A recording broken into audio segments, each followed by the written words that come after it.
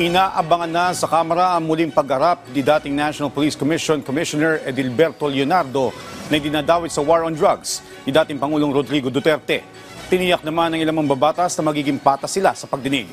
Si Mela Lesmora sa sentro ng balita, live. Mela? Joshua, umaasa ang House Quad Committee na mas marami pang revelasyon na mauungkat sa pagpapatuloy ng kanilang mga pagdinig at yan nga ay sa ngalan pa rin ng katotohanan at hustisya.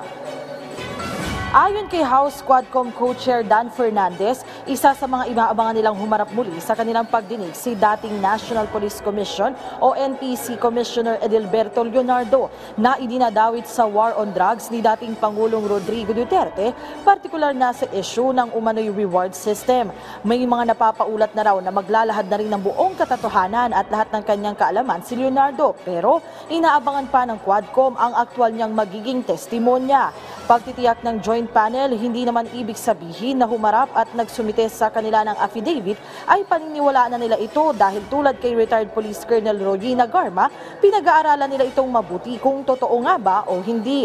Samantala patungkol naman sa misis ni dating Presidential Spokesperson Harry Roque na si Myla Roque na may standing arrest order na mula sa Quadcom, may impormasyon si Fernandez na nakaalis na ito ng bansa. Sa hiwalay na panayam kay House Quadcom Lead Chair Robert A. Barbers, tiniyak naman niya na bawat anggulo na lumalabas sa kanilang pagdinig, lubos nilang bubusisiin. Desirido rin daw sila na isulong ang pagsabatas ngayong 19th Congress ng dalawang unang panukalang batas na kanilang inihain kasunod ng mga pagdinig na kanilang ginawa. Yan ang House Bill No. 10986 o Anti-Extrajudicial Killings Act at Anti-Offshore Gaming Operations o House Bill No. 10987. Pakinggan natin ang bahagi ng kani-kanilang pahayag. Well, yan ang isang tatrabahuin ng Quadcom na maging priority legislation ito at makikipaglabi rin kami sa aming mga counterparts sa Senate na bigyan din ng priority ang pagtalakay dito sa mga proposed legislation na ito. Kung hindi man, we will have to just probably refile itong mga panukalang batas ito sa susunod na Kongreso. But we will try our best na matapos ito ngayong 19th Congress. Si Myla, I heard na it's either nasa Singapore o Malaysia. Yung umpong kay Myla, there was a report coming from the immigration that I think September 5 pa ata umalis na siya. First week ata ng September, nakaalis na siya prior to the discussion about the requirements that we were asking from her. I believe that prior to that, nakaalis na po si Myla Roque.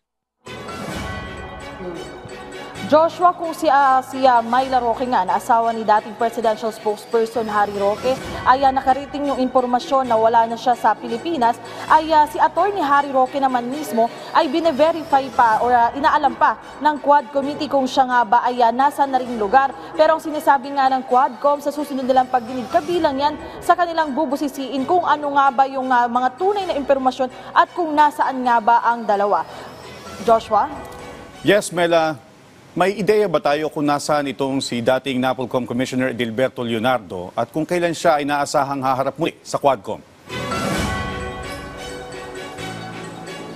Joshua, patungkol naman dito nga kay dating NPC Commissioner Leonardo, ang atin kasi nga impormasyon, nung unang pagdinig ng Quadcom ay humarap na rin siya at na-cite in contempt na rin siya. So ibig sabihin, siya ay nakadetain ngayon dito sa Kamara. So iba, Joshua, nagtatanong kung bakit hindi siya humarap nung last hearing kasi binabudget o talagang inaayos ng Quadcom yung mga humaharap sa kanilang pagdinig para matiyak na bawat mga resource person na humaharap at nagbibigay ng kanilang testimonya ay nabibigyan ng sapat na oras. So Joshua, kung wala man si Leonardo nung nakaraang pagdinig, inaasahan na harap na rin siya sa susunod na pagdinig o sa mga iba pang pagdinig ng Quadcom para nga mailatag din at maidetalye yung kanya namang nalalaman ukol sa mga isyong ito. Joshua?